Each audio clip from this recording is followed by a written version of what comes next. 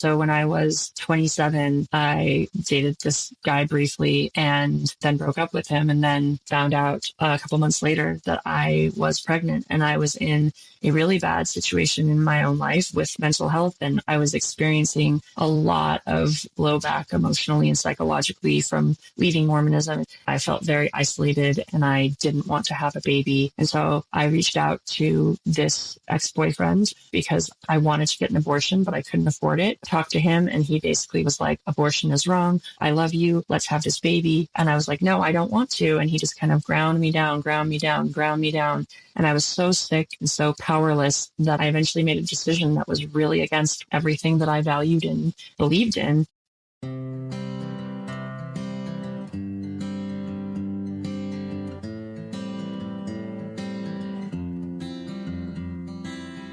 That was today's guest, Ash. Hello, everyone, and thank you for joining me on this journey. My name is Nandita Bajaj, and I'm the host of Beyond Pronatalism, Finding Fulfillment with or Without Kids, an interview series in which, through intimate conversations with women and men from diverse backgrounds, I explore how they are courageously and creatively navigating pronatalism, the often unspoken pressures to have children, whether from family, friends, or the culture at large. In each episode, I dive into personal stories with people who are forging unconventional pathways to fulfillment, including redefining what family means to them, whether that means being child-free or childless, having biological kids, adopting or fostering children or animals, or creating close-knit communities of friends and loved ones. Hi, Ash, and welcome to the Beyond Pronatalism podcast. I am so happy to have you here. I'm so happy to be here and finally get to see your face. Likewise. We, of course, connected a couple of years ago when you reached out to me while you were researching the question about having children in the age of ecological crisis. And you were interested in the links between pronatalism, overpopulation, climate change, and reproductive responsibility. Through that, I got to know about your incredible work. And we're coming full circle, and I'm really happy that our listeners get to hear how unique and inspiring your own story is. Can you tell us a little bit about yourself? I currently live in Brooklyn, New York, but I am from Utah, from the West, and that really has shaped a lot of who I am and how I think about environmental issues and myself. And I grew up Mormon, and in my life, I've worn a lot of different hats career-wise, but I was a climate organizer for many years and just a general community organizer on a lot of issues. I now am more focused on writing about climate and the environment and also religious shaping of views of the earth and the environment. And I'm a podcast producer and host and working on a big project right now about water in the West and climate crisis and how those two things are interconnected. So I spent a lot of time in the West and a lot of time in Brooklyn and a lot of time writing. I appreciate the different dots that you're connecting between your own upbringing and how that's informed so much of your thinking. Can you tell me more about the pronatalist aspects of growing up within a Mormon community in Utah? What were the social norms that informed who you were growing up and who you ended up becoming today? So Mormonism is a profoundly pronatalist religion. And I'll get into a little bit of doctrine here for a second to kind of help people understand.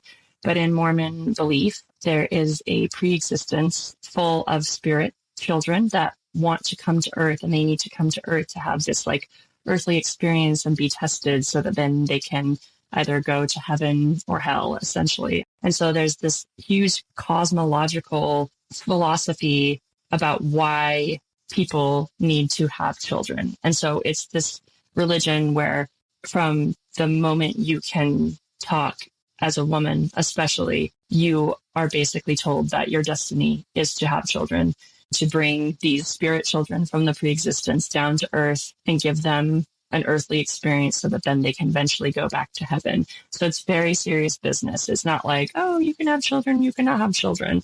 And that's kind of the doctrinal level. But on a cultural level, it's just basically like every lesson in church, all the media that you consume, all the conversations you have, again, especially as a woman, but as a man as well, you are planning for your future eternal family that you're going to live with in heaven forever. You have to find a good man immediately for you to marry and have children with. Family values are like incredibly important.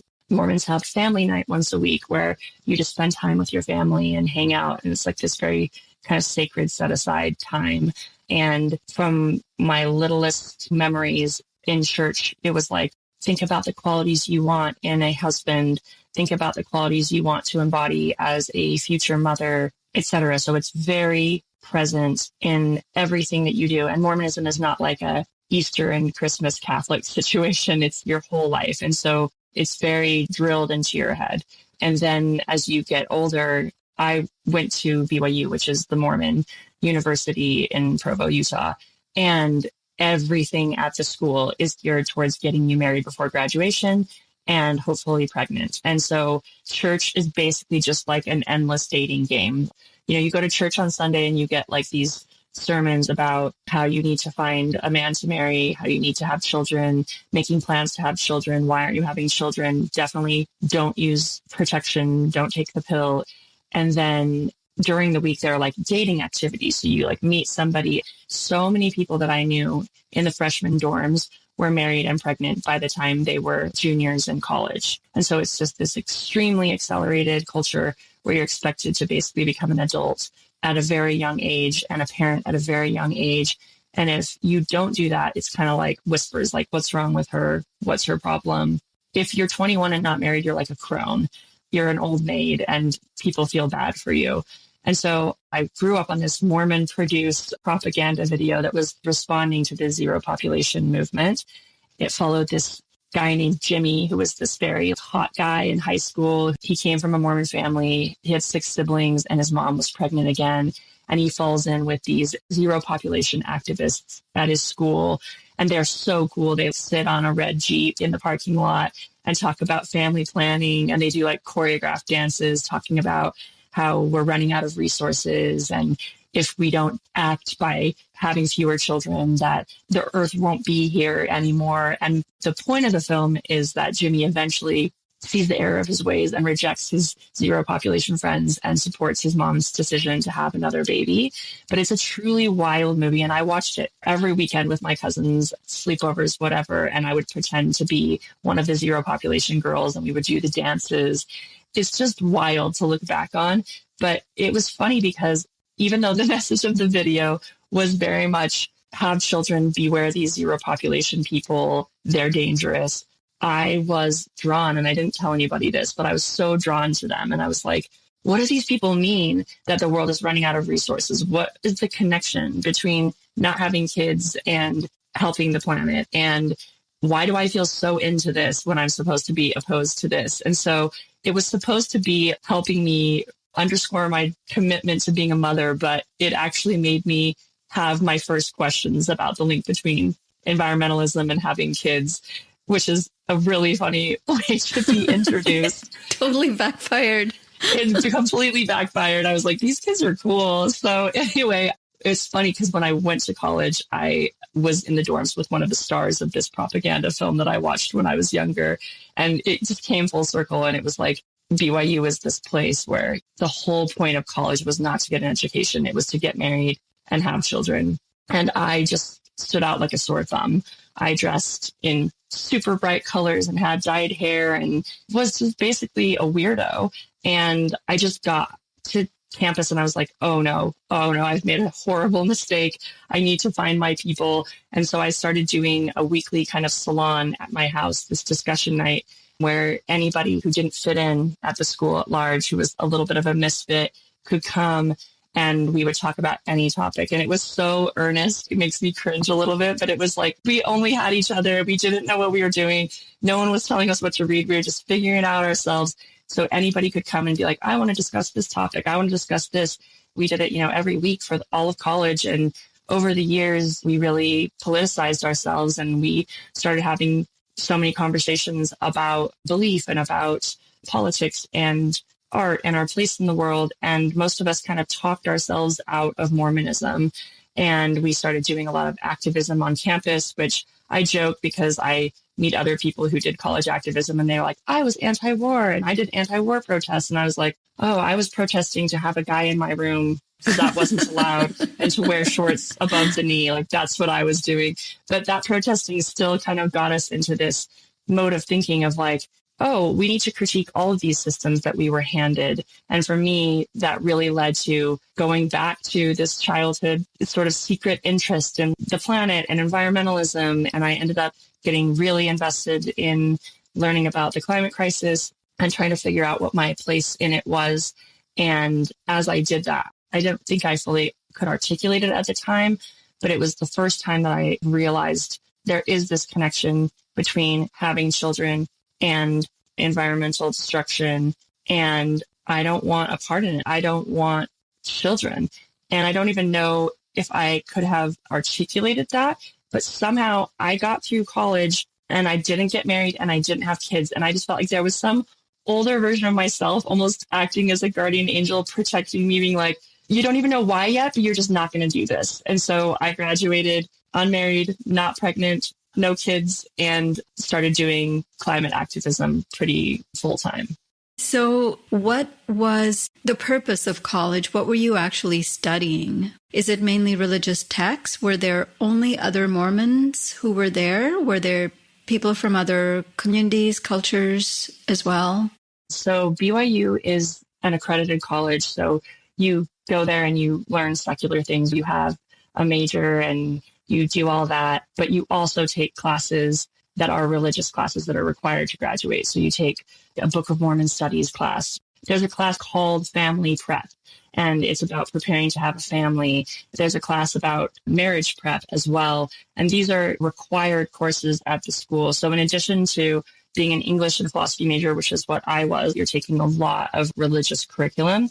And the school is almost entirely Mormon. There are some athletes and some international students who are not Mormon, but upwards of 95% of the student body is LDS or Mormon, overwhelmingly white, overwhelmingly affluent. And so I went to college and I love school. I just have always loved school. I was like a kid who was sad when summer vacation came. I was a complete nerd.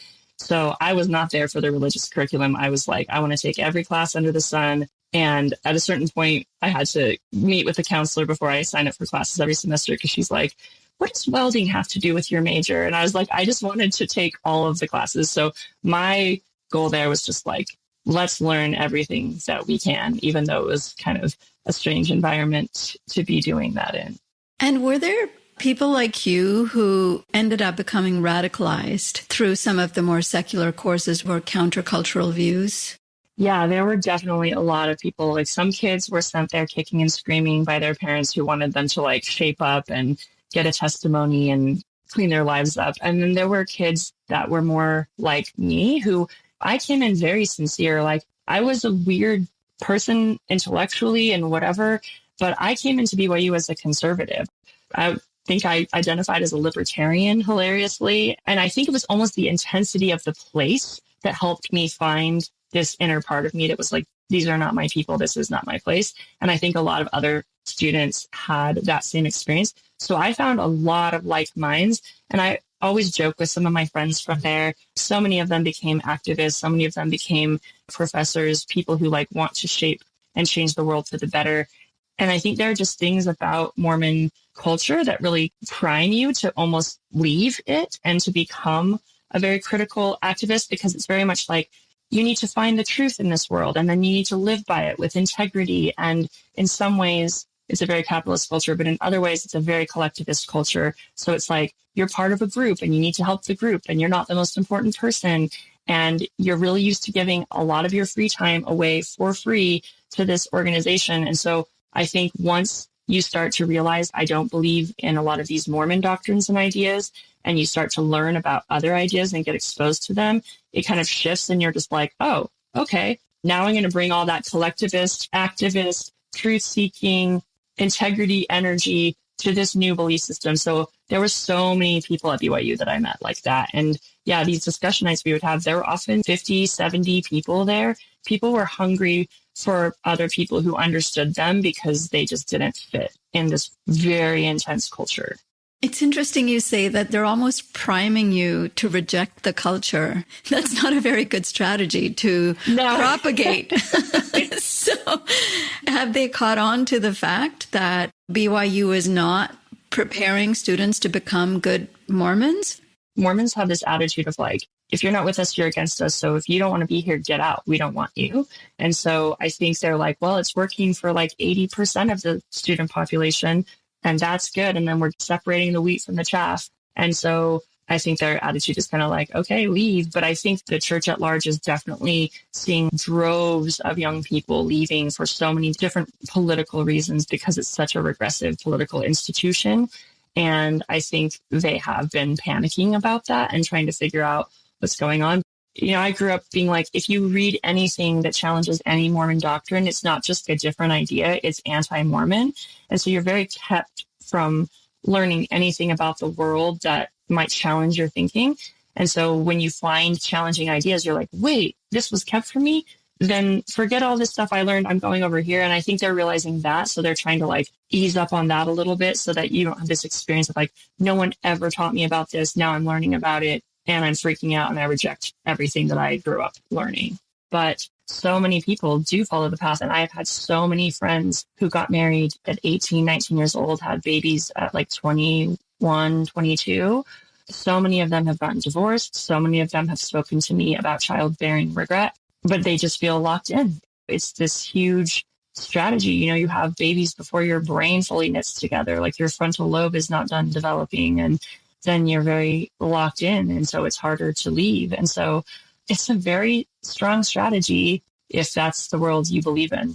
That's unfortunately the kind of messaging that's coming out of the far right these days is by any means necessary. We want more babies. It constitutes an incredibly dangerous threat to reproductive rights, especially what we're seeing within the U.S. with increasingly restrictive reproductive health care, abortion bans, etc. I mean, that is the strategy of so many of these conservative traditional politicians to prevent women from becoming too empowered, as they say, you know, feminism being the greatest threat to mankind. One of the church leaders gave this famous talk that was quoted a lot at BYU that said the three enemies of the church are homosexuals, intellectuals, and feminists. And I became all three, you know, and so yes, I'm the triple threat. But that was very much the culture, and it dovetails exactly with what's going on now, which is just this huge emphasis on trad wife culture and anti-intellectualism that keeps you from learning the things that would help you have autonomy. The idea that feminism is a threat and patriarchy is the protector, that really gets into your system. Like the last thing to go for me in my like journey of changing my mind was abortion. I believed it was wrong for way longer than I believed other things were wrong. So it really gets in your system and fuses with this whole cultural set of beliefs that keep women and keep many people from deciding what they want to do with their lives.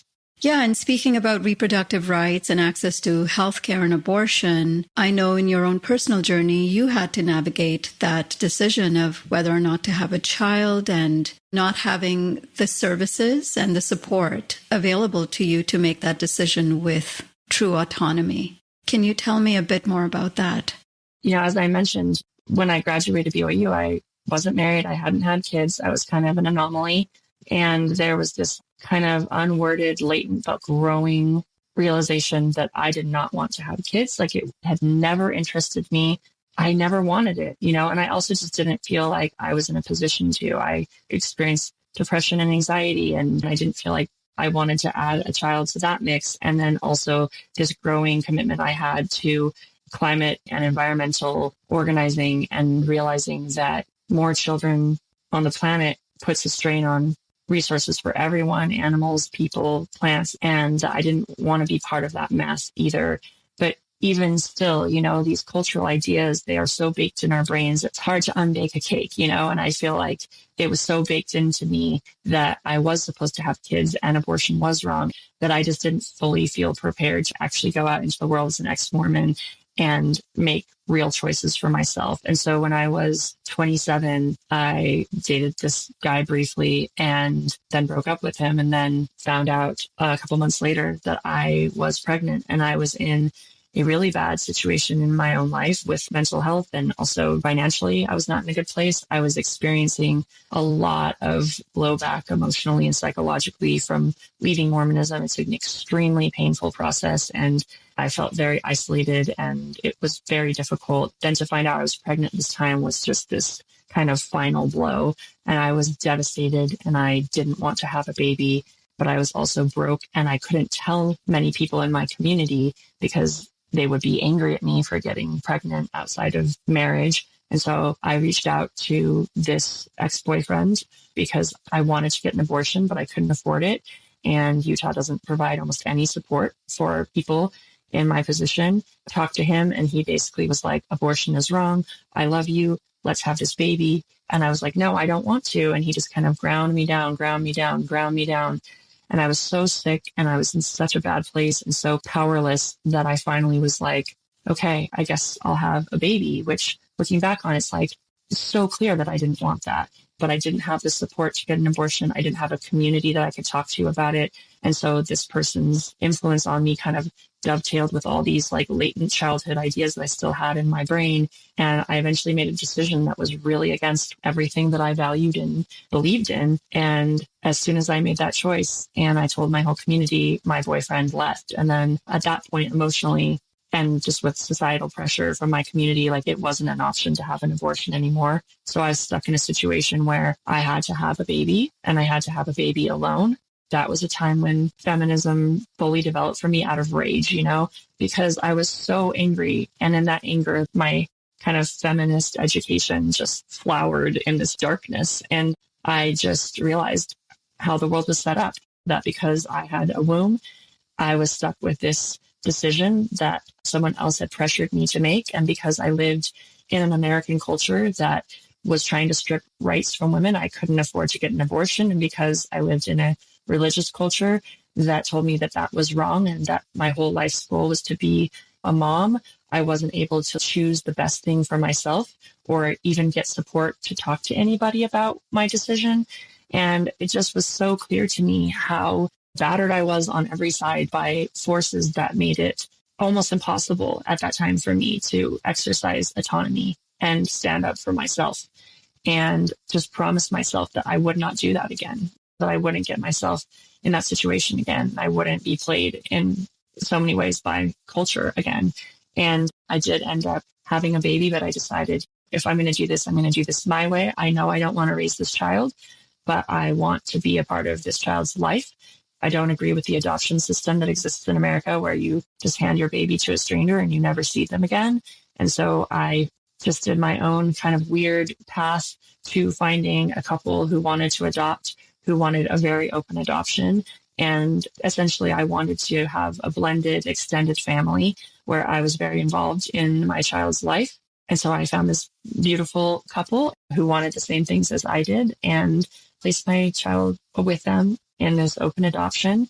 And we've been very close friends ever since. I'm like my kid's aunt. She's 13 now. And it's just been this interesting exercise in being like, okay, I came out of this situation that I didn't ever want to be in, but how can I make this a situation that matches my values now?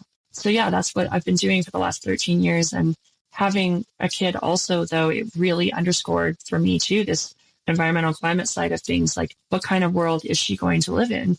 And what are the consequences of me, a white woman in America, having another child when climate scientists are telling us that we have a decade to stop this supercharged climate crisis? And so it was very much emotionally, psychologically, and politically this crucible for me where I really realized what the score was and what mass I did and didn't want to be part of. That's an incredibly powerful story. And I cannot even imagine what it must have felt like for you to be at the intersection of your culture's rejection, your partner's rejection, and society's rejection of who you wanted to become and where you actually were.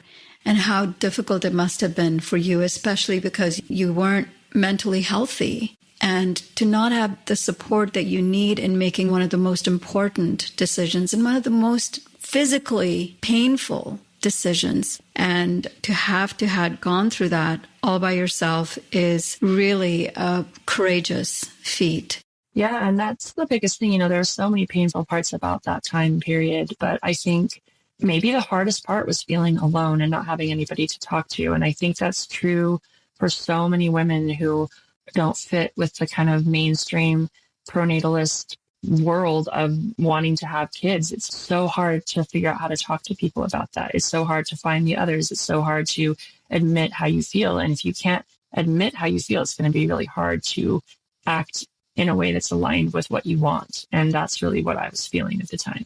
Were you still living within the Mormon community? I had left Mormonism and I had moved all around, but at the time that I found out I was pregnant, I had moved back home to Utah. I was living with my parents for a brief time because of this rebounding depression that came from leaving this institution. So yeah, I was in a very vulnerable place where I also felt like I couldn't really make my own choices because I had left the community, but I was still very dependent on them for my basic needs and social reality. And they were okay with you rejecting Mormonism, but still living with them?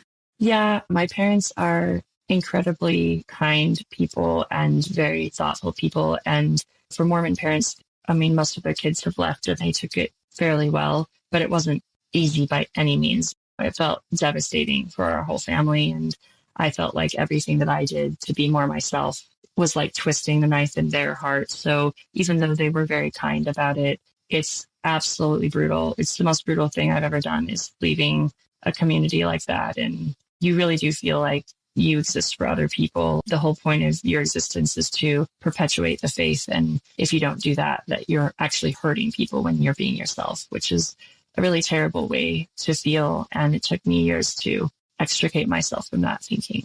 And I think that's probably the most harmful part of collectivist cultures, because there's a lot of beauty to collectivism, because you don't exist just for yourself. You exist for something bigger than yourself. But the complete lack of appreciation of individuality, it can be extremely stifling, right? There is no individual. In an ideal culture, you'll see a nice balance between individualism and collectivism. So we're also not seeing the kind of epidemic we're in of extreme narcissism or extreme individualism, where there really is not a lot of care for something bigger, whether it be other people, other animals, earth, etc. There are two ends of the spectrum, right, where there's no balance. Yeah, that's such a good point. And it's been so interesting for me leaving Mormonism, this culture that's both extremely collectivist and extremely capitalistic at the same time, and becoming this lefty political person and organizer and meeting all these people on the left who I think have never had an experience of collectivism, who are wanting to create that and wanting that culture. I think that's great, but just always remember that collectivist culture has its downsides too, because in collectivist culture, again, your function is to serve the group or to replicate the group into the next generation. And so it's also a lot of people who are up in your business, who have opinions on you, who think that you should be living for them. And that is honestly a force that I'm still undoing in my life as a 42-year-old woman. And it's deeply difficult, just feeling that you don't exist for yourself. You live for others. You live for their dream of you. And if you have a dream for yourself, you're harming them. But then on the other hand, I value so much of the collectivist culture that I came from, but just applied towards a different end because, yeah, I see so much hyper-individualism in America, especially. It is one of the foremost reasons that we can't do things that improve the world for all of its beings, and that we can't make meaningful climate action, that we couldn't make meaningful protections during the pandemic, that we can't address racism. All of these tasks are collectivist political tasks. And this sense of hyper-individualism gets in the way of thinking about the impact that our decisions have on others. And so I have a very fraught relationship with collectivism that I'm working out every day of my life. I can probably relate, though, to a smaller degree, because I think any traditional culture has that collectivist component to it. It's like you live for your family, the larger community, and the culture at large, and you represent them. And so you constantly have to watch your actions to fit within the norms. So you were already thinking in bigger ways when you were pregnant and after you gave birth to your daughter. But I think you said the angry feminist really came out from that experience in you. And I wonder if you could speak to your decision afterwards to not having any more children. Can you tell me a bit more about that? Yeah, after I had my child and I placed her for adoption, I think I was in this huge moment of reckoning. I had so much to process. 3 years prior, I had left Mormonism. I had moved. I had become this full-time activist. I had had a child. I had placed her for adoption. I had gone through so many different kinds of emotions. And now you're left with this whole archive of yourself to sort through and figure out, like, who am I? And so after that happened, I felt more clearly than ever, I did have a child and I did it in the best way that I could, given my circumstances. But I don't want to have more children because it's just not me. I've never desired it. And that became very clear to me. And I don't want another child because as a person who has a lot of mental health issues, I need to focus a lot on just taking care of myself. And I don't think I would be doing a child a favor by having a kid when I don't feel like I've understood how to take care of myself yet. And then also, I just had spent a lot of the time pregnant. I couldn't really do much. I was very sick. So I read a lot, and I read a lot about climate. I read a lot about environmentalism. And I also just was full of this ache and sorrow for what we were doing to the planet. And I met some people who had started to talk about how they didn't want to have kids because they were worried about how the climate future would affect their child. But I felt like in my heart, I was going one step further and I was thinking about how having another child would affect the planet. And that's not a very popular way to think. And it can feel very cold to people, but it was very real to me. Having another child in a world where animal populations are plummeting and there's so many people in the world who can't even afford to eat and there's so much injustice, it didn't feel right to me to spend my time creating another person who would take all of my time and money and attention when there are just all these people who already exist in the world, all these beings who already need care, who don't get enough of it. And I just didn't want to have a child that would negatively impact other beings and their ability to survive and also might face a terrifying future themselves. Like, it just didn't feel loving. And people are like, oh, you love your child so much, but I'm not sure about that. At least the way that it appears to me a lot of the time is we have children because we love ourselves a little too much. Like, we want the child to reflect us in the world. And that's no different than the way that I grew up, being expected to continue on this faith or to reflect my parents in everything I did. I think there's still that impulse, even in secular people. And I think if you really loved a child, you would think about what the world will be like for them in the future. And you would think about your responsibility toward creating a world where all children and all beings are safe. So that really was very alive for me at that time. And so I decided I'm not going to have another child and I'm not going to betray myself again. And I'm going to get really clear on what I believe and value so that I can live by it. So I just really threw myself into doing a lot of climate and other activism at that time. Everything you said just now is so beautiful and so powerful. Thank you for encapsulating it so well. You are now spending so much of your time doing activism work and are still able to maintain a relationship with your child in this blended family type of model. And I'd love for you to talk a bit more about what that looks like on a day-to-day basis. How does your child respond to your relationship to her as an aunt? Does she know that you are her biological mom? And what is your relationship like with the parents of your child now? So when I was pregnant, I just felt like if I go through the typical route, like going through an adoption agency and just scrolling through pictures of parents and finding one, I'm not going to find the people that I'm looking for that way. And so I kind of just spread the word. I was like, hey, I'm pregnant. I would like to place my child for adoption.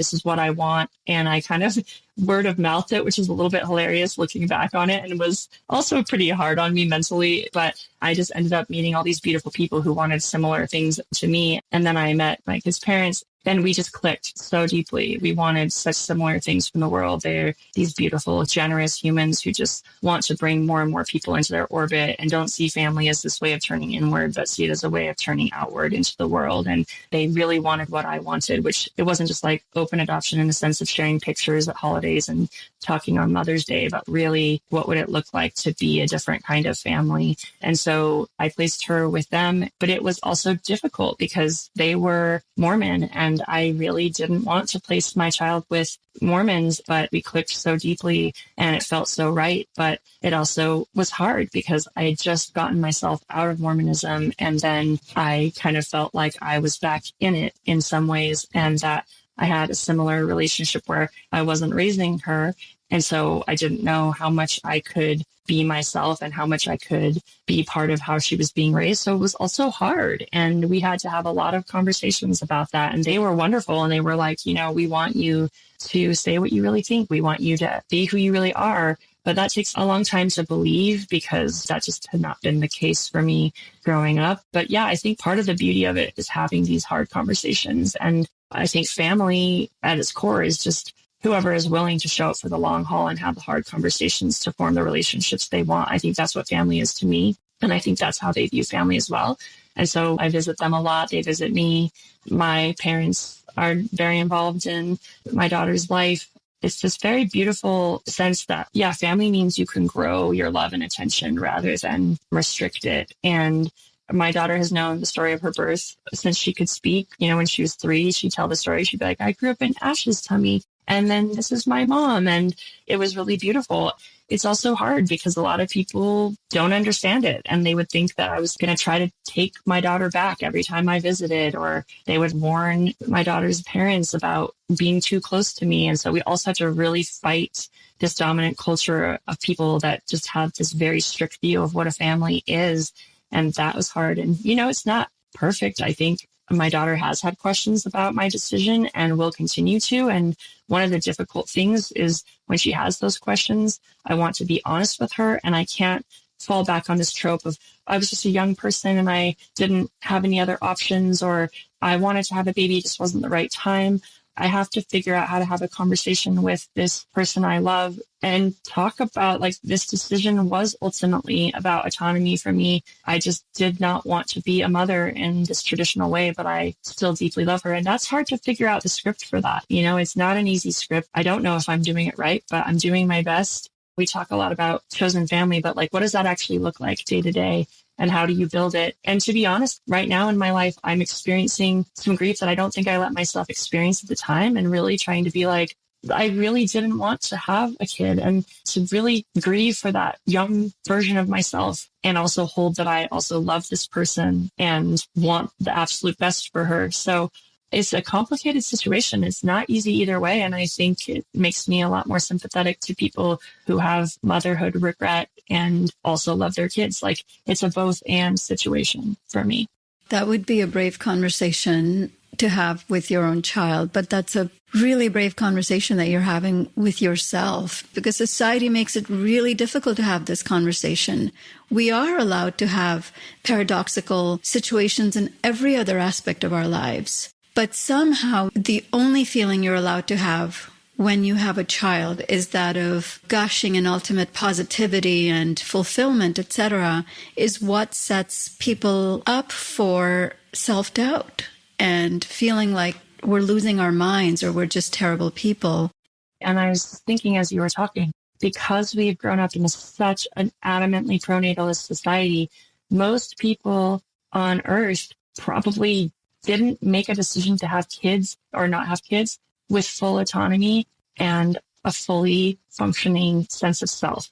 And so if we're going to live in the world and support the people in this world that exist, we have to accept that most of those people will probably be people who made a decision about child rearing at a time when they weren't prepared to make it in a culture that didn't support them in making it. And so we have to be prepared to allow for this ambivalence and this both and sense of regret and sense of trying to cobble together a life that makes sense from like parts of the old one. And so I think that is kind of our task, is to figure out a way to create that kind of support. And I can definitely say that this is still one of the hardest topics to talk about in the world. I think for me, it's animal rights and not having a kid. Those are the hardest things to talk about. People get so angry. And even if I'm just saying like, this was my decision and this is why I made my decision, it's so hard for other people to tolerate. And then if you also try to bring up the ethical component, like, should we collectively be doing this? Should we be having children? People get so defensive. And so, yeah, I think the conversation just has to change so much so that we can hold the complexities of this decision for people. Thank you for encapsulating it so well. Everything that you shared today was just profoundly powerful, and I know it will be for our listeners. Thank you so much, Ash. I really loved talking to you today. Likewise. Thank you. It's like healing to be able to talk about this in a full way with somebody. So I just really appreciate the opportunity to have this conversation with you. That's all for today's episode. Thank you so much for listening. What did you think of this episode? Do you have your own story you'd like to share? Check out the show notes to see how you can get in touch with me. Whether you'd like to share feedback about the show or a particular episode, or whether you'd like to join me on the show to share your own story, I'd love to hear from you. Thank you so much again for joining me today as we collectively discover and celebrate the many different pathways to fulfillment beyond pronatalism. Beyond Pronatalism is brought to you by Population Balance, the only nonprofit organization advancing ecological and reproductive justice by confronting pronatalism. This podcast is produced and hosted by me, Nandita Bajaj, with the support of my production team, Josh Wild, Elizabeth Strunk, Alan Ware, and Kirsten Stade.